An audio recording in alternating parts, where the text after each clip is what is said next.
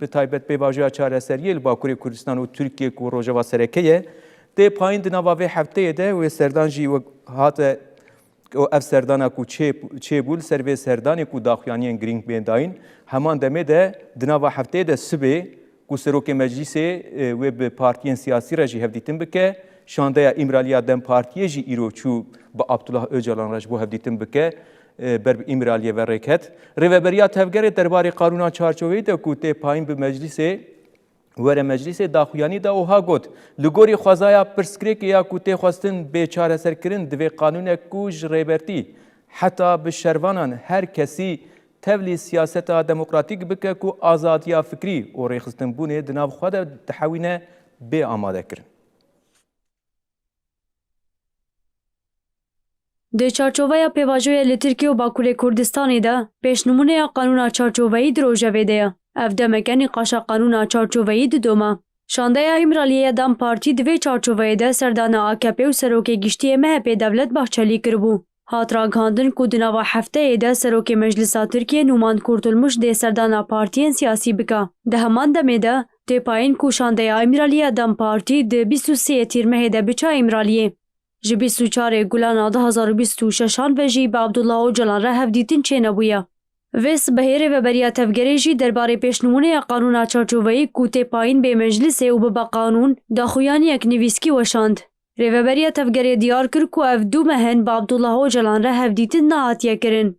Serokkomar û hin rayedarên AKP gelek caran destnîşan kirine ku ev pêvajo gelekî girîng e. Di mijareke ew çend girîng de pêkanîna hevdîtinê bi muxatabê serekeya du mehan nîşan dide ku gotin û pratîk li hev nayên. Eger wê ji bo çareseriya qanûneka çarçoveyê ya pêwîst bêderxistin, ev yek bi îradeya yekalî û ferskirnê nabe. Mutabeqat bi lihevkirina nêrînên du alî dibe. Lewma divê nêrîn û pêşnimûneya ku rêber Apo pêşniyar kiriye li ber çavan bêgirtin. Rêveberiya tevgerê destnîşan kir ku piştî hevdîtina di navbera Dem Partî û AKP de di mijara qanûna çarçoveyî de careke din hin nirxandin hatin kirin ku neyên qebûlkirinê ne. Hin kesayetên nêzîkî AKP diyar kirin ku di vê qanûna çarçoveyî de wê têkildarî rêber Apo xalek nebe û kadroyên rêveber jî li derveyî vê qanûnê bên hiştin. Qanûnek eger azadiya fîzîkî ya rêber Apo li nava xwe negire, wê bibe qanûnek ku ti pirsgirêkan çareser neke. Bi rengekî eşkere wê were wateya sabotkirina pêvajoyê. Lewma di vê afirandina marcên azadên rêber Apo bi qanûnekê pêk were. Her derdora ku dixwaza pêvajoya aştî û civaka demokratîk bi pêş ve biçe, pêwîst e beşkere qebûl bike ku rêber Apo aktorê bingehîn evê pêvajoyê ye. Ev yek jî tenê bi qanûnê dibe. Divê qanûnek bêderxistin ku ji rêbertî heta bi şervanan her kesî tevlî siyaseta demokratîk bike ku azadiya fikrî û rêxistinbûnê lê tam be. Arkadaşlar Derbarên geşedanên dawî de agahiyên ku ser pêvajo û mijarên wekî din yên rojevê de em ji nûçegihana xwe ya Ankarê agahiyan bigirin. Gunûl Gunû merhebe. Gunûl quvvet be li Ankarê rojev germe şandeya İmraliya Dem Partiyê ber bi İmraliyê ve rêketiyê di heman demê de geşedanên din jî hene em agahiya şe bigirin. Belê Rênaz Dembaş berê hefteyê borî ji bo pêvajoya çareseriyê weke hefteke kritik da de binavkirin. Heman şeklî ji bo vê hefteyê jî weke hefteke kritik de binavkirin. Hefteyê borî diyar bûbû ku şandê İmraliyê wê 23 Tîrmehê biçe İmraliyê li îro diyar bû ku şandê İmraliyê wê îro biçe İmraliyê serdan Abdullah Öcalanê bike û em wek Nûçe TV ji Dem Partî pirsî gelo çima ev hevdîtin hildana pêş yanî sedemeyên taybet yan jî girîng henin ji me rahat gotin ku ev asayê rojek çend roj berî yan jî çend roj da hevdîtin wisa dibin wê mijara wan hevdîtinan jî pêvajo yasaya çarçove be hat gotin.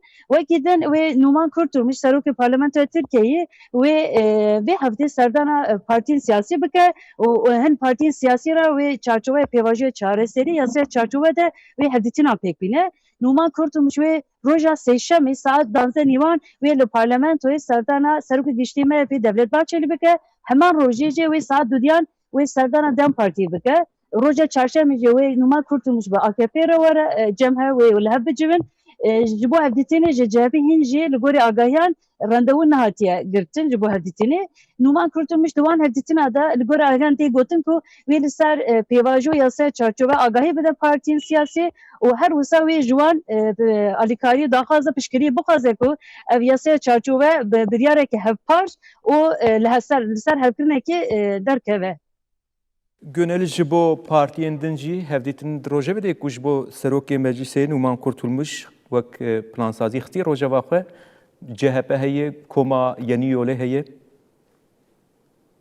Niha li gor agahiyan erê wê Numan Kurtulmuş MHP dem AKP re roja wê bername diyar biye lê ji bo CHP û partiyê din jî ji CHP hên jî randewu natiye girtin ji bo partiyê din jî hîn wê rojên saetên bê wê navarika wan randewiyan wê diyar bibe. Baş e.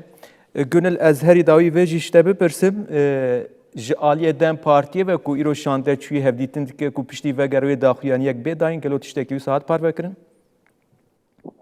Yani li gorî agahiyan heta niha agahiyê gusa negîştiye me niha ev heyet şandê çû imraliyê lê agahiyê gusa nate parvekirin saetên pêş an jî rojên pêş ev jî wê diyar bibe biya min. Baş e. Ez herî dawî vê jî bipirsim ji bo aliyên CHP ku di nava CHP de jî ew rageşî ew du alîbûn berdewam dike lê hinek aliyê wisa dibêjin ku wê Kemal Kılıçdaroğlu ji bo pêvajoyê daxuyaniya bide ev naverok yan jî ev agahî zelal e. Yani tiştî ku em dibînin em rojevê dişopînê hîn agahiyê gusa negîştiye me lê hefteyekî kritik e ji bo pêvajoya çareseriyê derxistina yasaya çarçove em li bendê ne ku aliyên siyasî jî li ser vê daxuyaniyan bidin. Baş em gelekî spas dikin Gönül agahiyên dawî te me re parvekir derbarê pêvajoyê de ew geşedanên dawî ku derketine pêş. Qwet be. Dem baş.